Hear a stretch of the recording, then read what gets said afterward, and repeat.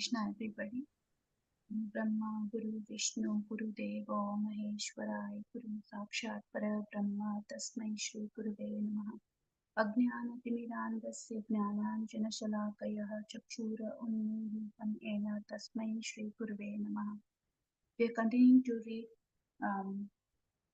Chapter 4, Trial and Tribulation, with a new session of valuable lessons. Haridasa then said, "O Brahmanas, please listen. Don't feel sorry for me. I have heard so much blasphemy of the Lord. That is why he has punished me. I am satisfied, for whatever happened to me was for my benefit.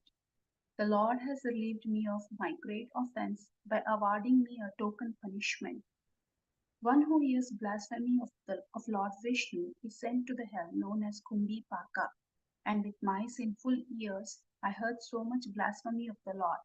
Therefore the Lord has given me an appropriate punishment so that I may not commit such sins in the future." In the commentary to the above verses, Srila Bhakti Siddhanta Saraswati Thakura gives an extensive analysis of these awe-inspiringly humble statements of Haridasa Thakura. He explains that Haridasa Thakura is presenting himself as an ordinary conditioned soul forced to suffer the results of sinful activity. By hearing blasphemy and not adequately protesting such harsh and offensive statements, he considers that he deserved much greater punishment, yet he received only a token of what he actually deserved. Srila Bhakti Siddhanta Saraswati Thakura explains that Haridasa Thakura was explaining his beating in this way to set an example for the Prakrita Sahajiyas, sentimental pseudo-Vaishnavas who take things very cheaply. Such persons attempt to imitate the sentiments of a Mahabhagavata while remaining on the fruitive platform. Thus, by Haridasa's Thakur's behavior, he is informing that by such imitation they will have to suffer the fruits of their activities, since that mundane plane is their field of activities. However, in the case of Haridasa, the crest jewel among liberated souls and a chanter of the holy names of Hari, is certainly not forced to enjoy the fruits of his activities.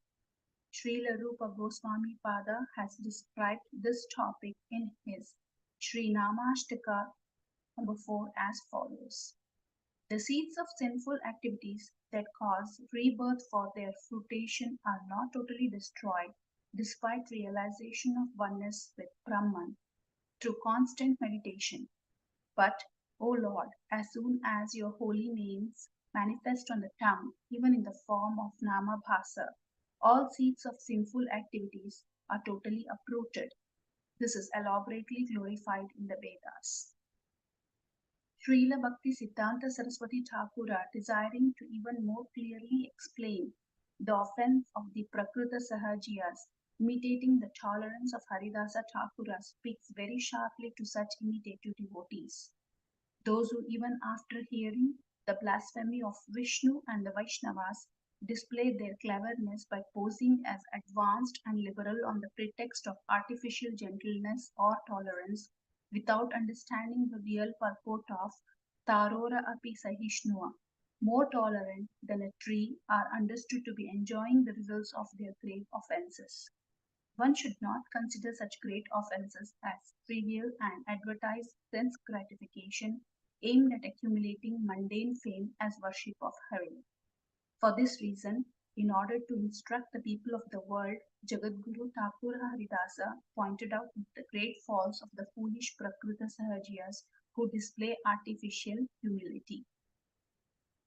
Haridasa Thakura concludes his humble statements to the Brahmanas by stating that his punishment was appropriate and was designed so that he would not commit such sins in the future. Srila Bhakti Siddhanta Saraswati Thakura, desiring to smash any lingering doubts about the position of those who take devotional principles cheaply, states, with the imitative Prakrita Sahajiyas Sampradayas in mind, Haridasa spoke the following words of instruction. As a Vaishnava, I will never again hear blasphemy against Vishnu and the Vaishnavas under the shelter of Trinadapi Sulichena or the tree or the pretext of Taror Api Sahishnua. I have had a sufficient lesson this time. The Lord is most merciful. He taught me by awarding a token punishment for a grave offense. Due to misfortune, the Prakrita Sahajiya Sampradayas, who are offenders of holy names, cannot understand the actual purport and substance of these statements of Thakura Haridasa. The Brahmanas and Haridasa Thakura then happily chanted the holy names. The Yavanas, who had beaten Haridasa and their families, were all destroyed by cholera or smallpox within a few days. Again, we see that those who do not sincerely repent for their Vaishnava aparadha by approaching and begging the offended devotee for forgiveness are not forgiven by the Lord. The king, though an offender, approached Haridasa and asked for forgiveness and was excused. But those who obeyed Haridasa, what to speak of the Khazi, were utterly ruined. In the Skanda Purana, it is stated, whoever kills or blasphemes a Vaishnava, whoever is envious of or angry with a Vaishnava, and whoever does not offer obeisance or feel joy upon seeing a Vaishnava, certainly falls into a hellish condition. Srila Bhakti Siddhanta Saraswati Thakura calls the above verse an infallible scriptural victory. So I stop here and summarize for today's reading. Well, there's so many important points being said here, specifically focusing on what happens when a Vaishnava is blasphemed or Lord Vishnu is blasphemed. Here Haridasa Thakura sets himself as an example to the ordinary souls and takes that punishment of beating the marketplaces as that he should be punished. It is a token punishment for him, although it is not like he says it is a complete punishment. Look at his humble and humility, saying that it is just a token, a part of a punishment, just for he being blaspheming by hearing the blasphemy of Lord Vishnu, just for the hearing of blasphemy, his ears. So he need to be punished for this. So it was a very good example set by Haridasa for all of us.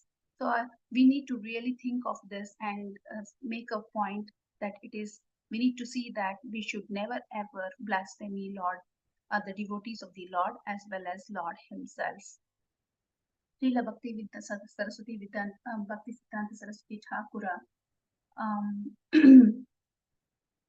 says that people who impose, especially those Prakrita Sahajiya Sampradayas who were imitating Lord Haridasa, he really criticized them. They said that people who just imposes and imitates doesn't benefit in any ways, and it is really foolish to display this artificial humility.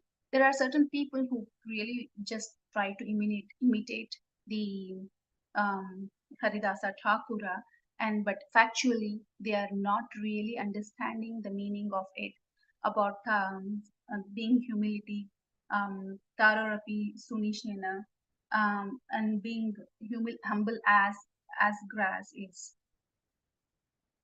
It's also said that even though if a person is realized and knows and he knows about the Brahman, that is not sufficient to destroy the seeds of his sins. Only the seeds of the sins are uprooted when the person is a real devotee and takes a devotional path of worshiping the Lord. Especially, it is enough just for when a person starts chanting the holy name. That is the powerful of the holy name of the Lord.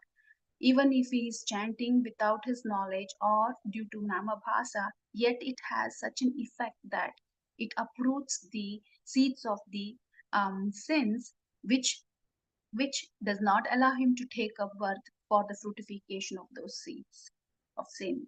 But if you see, even if he realizes that he is a part and parcel of Brahma, yet he is not onto the stage of devotional service, the seeds of these sins get fructified, and he has to take a birth to um, to realize those fruits of those sinful seeds. And later, It is said that the king at least realized Haridasa's Thakura's powerful devotional services, and he apologizes and he begs for his forgiveness, and that is how even the Lord forgives if the offender is being forgived by the actual devotee. Otherwise, the Lord even does not forgive if the devotee who is being mistreated is not forgiving the person. So here the king was forgived by Haridasa, and so he does not face any um, severe severe results of his offenses. But whereas the Qazi and the other people who beat Haridasa, they literally faced their results of their activities. They were just put to death either by a kind of a disease, a dreadful disease like cholera, so on. So from this, we have to really see that blaspheming a devotee or Lord Himself is such a dreadful for the devotee and such a um, stumble stone on the devotional path. So we should really make ourselves sure that we never commit this mistake. Well, this point is totally is emphasized by Bhakti Siddhanta Saraswati Thakura saying an infallible scriptural decree, which means that this is an authoritative or a trustworthy in scriptural scriptural authority coming from the scripture stating that one should not really commit or blasphemy the Lord.